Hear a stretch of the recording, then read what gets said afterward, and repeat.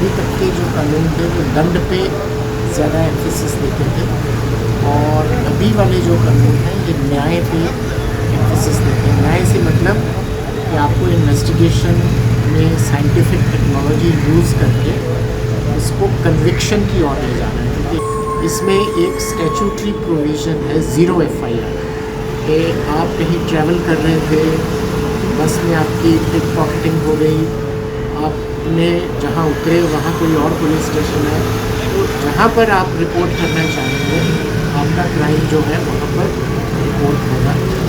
इसके अलावा EFIR का भी प्रोविज़न है। उसका मतलब ये हुआ कि कुछ ऐसे सेक्शंस रहेंगे जो जिसके अंदर आपको क्राइम टीम भेजने की ज़रूरत नहीं है, या सीन ऑफ ऑफेंस बहुत ज़्यादा कॉम्प्लिकेटेड नहीं है।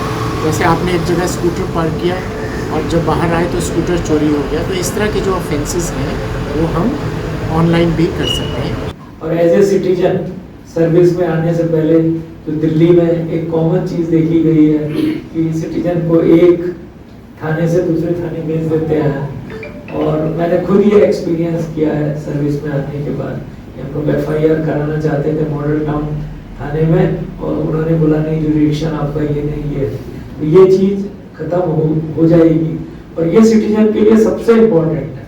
So I expect sufficient training has been provided to all of you. Your existing infrastructure is being upgraded. There would be some doubts in the beginning, so get all your doubts clarified as soon as you can. There is sufficient literature available.